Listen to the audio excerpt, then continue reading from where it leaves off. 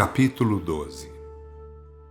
Este jovem, com a sua faculdade passiva, bom para certos esclarecimentos e de especial tendência ao receituário, desde que se irmanara aos serviços do discípulo e passara a contar com as palavras esclarecidas da jovem ex-protestante, vinha se elevando gradualmente na escala das forças psíquicas. Qualifico, segundo a linguagem da sabedoria antiga, precursora do batismo de espírito para toda a carne, como sendo a chamada força psíquica, algo que não se pode ser confundida com algumas simples mediunidades facultativas. A força psíquica é valor espiritual adquirido, é hierarquia, é grau na escala da edificação íntima. Ela vem como consequência das vidas e dos trabalhos, é o produto das obras, é penetração nas escalas vibratórias superiores. Algumas mediunidades, no entanto, são facultativas, são graças e ferramentas adiantadas, são talentos emprestados. Como lei ou como recurso, a mediunidade está a serviço da grande lei, servindo para efeitos múltiplos. Vamos dizer, por ora, que se revela em dois polos dialéticos, fazendo ou perfazendo uma unidade completa, assim como se passa com todos os fenômenos do plano relativo ou da chamada criação. Em cada um dos polos, revela-se em alguns gêneros graus e matizes de grau.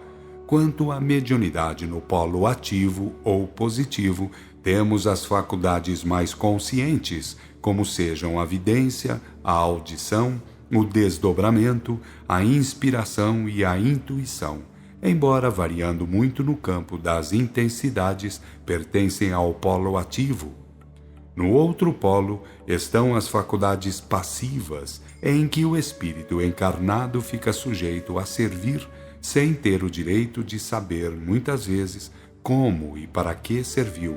Outras vezes, desejando mesmo nada fazer, é a isso obrigado, ou indo parar em manicômios, ou sofrendo horrores, pois o caráter de prova ou de expiação aí estão evidentes com mais precisão. Cumpre não esquecer, entretanto, que a mediunidade fundamental é lei de revelação, cumpre função na ordem divina, toma parte em tudo quanto diga respeito à lei e à justiça. Tenha-se em conta excelentemente, ou em sua essência, é um dos atributos de Deus da unidade divina que, como herança, cabe aos filhos de Deus, vindo a se manifestar em todas as escalas da vida e nos mais vários matizes. Tudo na criação é questão de variação no campo das intensidades ou das hierarquias, ou dos graus vibratórios, porque tudo partiu da unidade divina, e tudo tende ao retorno para a unidade divina. Ao espírito, como deveis saber, é obrigatório reingressar na unidade em consciência, isto é, em estado de perfeita harmonia com a divina essência, a fim de vir a ser executor de suas designações nos infinitos departamentos do infinito. E a mediunidade, saibamos, é uma das virtudes acionantes ou agentes da marcha progressiva. Ela funciona, podeis estar certos, onde sabeis um pouco e onde por ora muito ignorais. Quando tiverdes crescido bastante espiritualmente, sabereis o que ela chega a ser e realizar, desde os primórdios do automatismo inconsciente até aos páramos da máxima iluminação celestial. De modo geral, ou acompanhando a marcha progressiva, ela se vai revelando cada vez mais positiva e consciente. Crescer na ordem da força psíquica é sem dúvida forçar a mediunidade nos rumos da máxima consciência, da plenitude das leis de contatos ou de relação. O jovem sírio, como dissemos, vindo a penetrar noutros domínios do saber, por injunção dos dois novos companheiros encarnados, penetrava também noutras esferas de aplicação. Os resultados já se faziam mais imediatos e positivos quando se propunha a atender àqueles que o procuravam para fins educativos e curativos, pois além disso, como cristão que era, negava-se a ir com justíssima razão. E como, em verdade, o plano espiritual fica aguardando as convocações dos encarnados, porque a este cumpre a deliberação de optar pelo caminho a seguir, conforme o relativo livre-arbítrio, eis que fomos encarregados, alguns de nós, para atendê-lo em seus chamados, sempre que o prazer de servir ou os impulsos santificantes da piedade o fizessem apelar aos nossos trabalhos de assistência. Ele pedia pelos outros, armado de boa vontade e muita fé. Punha em função a sua faculdade passiva, movida pela grande força de vontade. E nós, dependentes do plano superior, através das escalas e dos departamentos de serviço, íamos procurando colher e dar, receber e transmitir com grande alegria espiritual. Porque a graça de servir é, em qualquer esfera de paz e para qualquer espírito de boa vontade, uma bênção de Deus. Ele foi aumentando o seu círculo de atividades, como é natural. Cada vez que alguém se beneficiava, sempre que algum coração aflito sentia, pelos seus trabalhos e atenções, um pouco de alívio ou desde que alguma lágrima estancasse pela oferta de sua mediunidade posta a funcionar, eis que outras tantas medidas de trabalho apareciam. Foram, portanto, sobrando trabalhos na carne e fora da carne. Foram crescendo em números amigos deste lado. Cresceram também os nossos prazeres espirituais, porque estávamos aptos a repetir aquelas palavras de Paulo, quando afirmou que o Evangelho não era de palavras, mas de fatos, e de sinais e prodígios em virtude do Espírito Santo, isto é, da revelação. Naquela madrugada, caberia a mim, em particular, atendê-lo num dos pedidos feitos, porque outros fariam nas horas anteriores a parte que lhes cumpria. Nossos trabalhos, tal qual como os vossos, dividem-se com o tempo e com os indivíduos. E também temos muito gosto em servir além da medida de obrigação, quando calha de ser possível, desde que alguém o mereça. Quando chegamos, já os servidores da hora anterior haviam feito a respectiva parte, rumando para outros rincões e trabalhos, e também para suas folgas, estudos e diversões. Vamos, falei-lhe assim que o tivemos ao dispor. Tantos eram os casos que ele perguntou: qual o caso em vista? Aquela pobre mãe que, com a responsabilidade de esposa e de 4 rebentos, paira num leito curtindo suas dores e sofrimentos, tristes apreensões porque lhe crescem pela frente o desalento da família, o desconforto e a impressão da orfandade em que poderá deixar os filhos. Tristeza mortal invadiu a alma daquele humilde servidor encarnado, porque havia estado naquela casa, medindo a extensão da pobreza, do sofrimento exposto e daqueles que jaziam latentes na alma daquela pobre mãe. Acima de tudo, aquelas pequerruchas, uma das quais tinha apenas 5 meses de idade. Por que sofria a mulher e a família? Por que vinha o socorro na hora certa? Ninguém se iluda pensando em possíveis acasos. Para resumir, diremos que primeiro estiveram as grandes culpas do passado e que depois compareceram as dores consequentes, os resgates e os serviços consoladores. Tudo questão de justiça e de ordem, nada mais. Tudo simples, tudo normal e justo. Pedimos compreensão das leis e dos fatos, não aceitação passiva ou cega. Se a confusão aparecer, quando olharem as questões de baixo para cima, façam o favor de, com algum esforço, focalizar as questões de cima para baixo. Tudo quanto estamos expondo, e é muito pouco, tem apenas a finalidade de fazer conhecer as verdades da grande verdade. Não estamos tratando da graça e da verdade que foram trazidas pelo Cristo para toda a carne e que agora se apresentam restauradas na doutrina espírita? Ou como pretendeis conhecer o todo, desconhecendo as partes constituintes?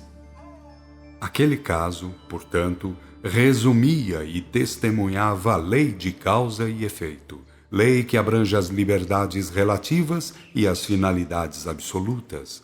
Um caso que serve de termo analítico para todas as questões humanas, com referência aos trabalhos evolutivos, onde se revelam normais os erros e as devidas reparações, para que o espírito vá subindo, vá galgando o grau crístico ou sintonização com a verdade e luz.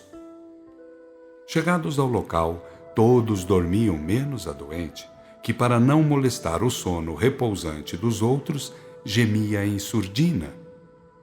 Primeiro, determinamos, tratemos de afastar o vingativo, porque 4 deles as leis de acesso à redenção converteram em filhos, pelos quais eles, os pais ou grandes devedores do passado, hão de trabalhar e sofrer para alimentar, para curar de seus males, para educar, etc. E a este outro, que ficou para esta parte do programa ressarcitivo, tratemos de dar o rumo também justo e necessário. Sabe de tudo, então? Perguntou-me o jovem admirado. Respondi conforme a realidade. Eu não sabia, mas como esse homem que aí está, que agora é marido e antes foi companheiro de graves faltas, procurou-te e tu nos convocaste ao trabalho de assistência, claro é que procuramos atender, e para atender da melhor forma, fomos procurar os motivos nos arquivos das regiões a que pertencem. E como poderíamos servir a Deus através da lei e da justiça, desconhecendo as causas? Ou desconheces, acaso, que as organizações de assistência estão divinamente aparelhadas em diferentes gradações e departamentos de serviços para atender com exatidão consoante a justiça?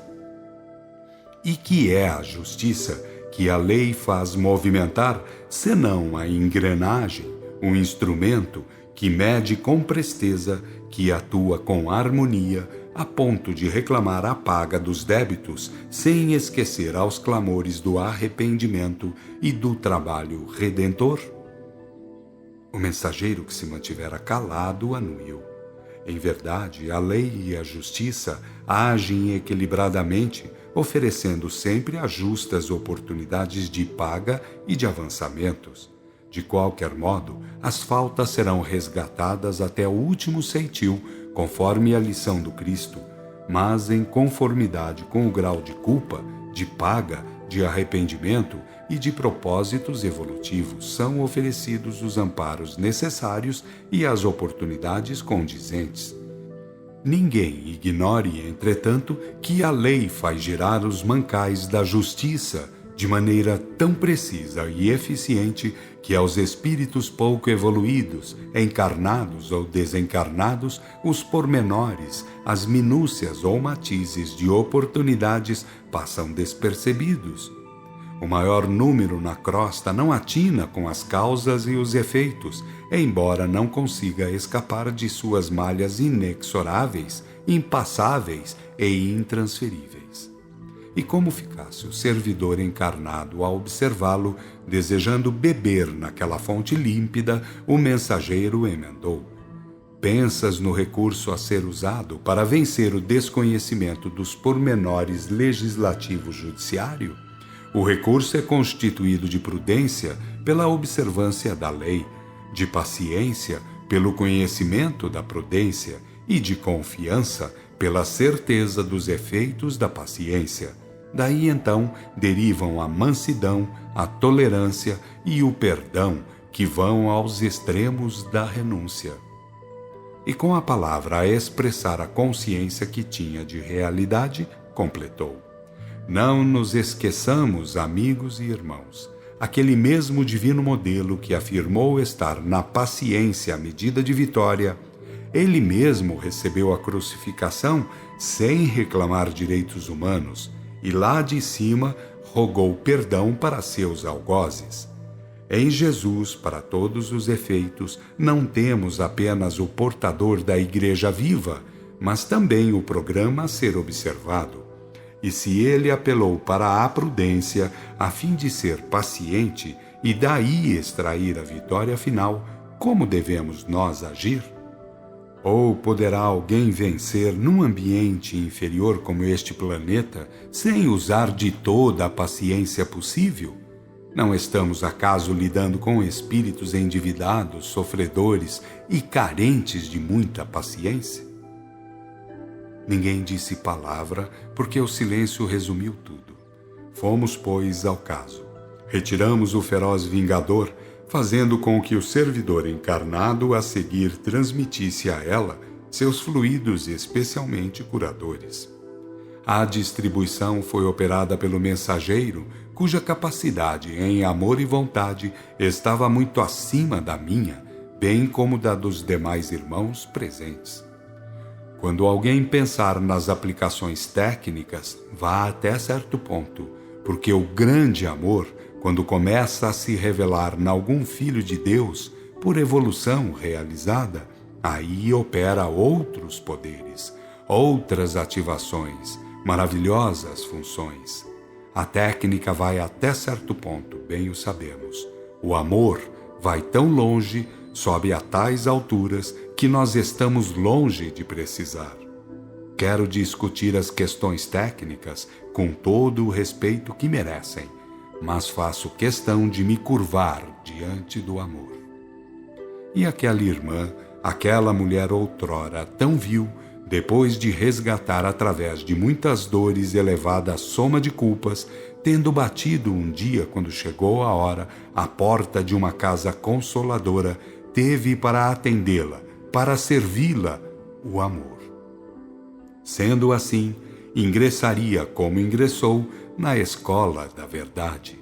Mais tarde, tendo nela se manifestado faculdade servidora, procurou atender a terceiros, lembrando o tempo em que fora servida, e mais, porque seus filhos e o tal espírito vingativo, outrora vítimas de suas maldades, também entraram para o caminho do Senhor.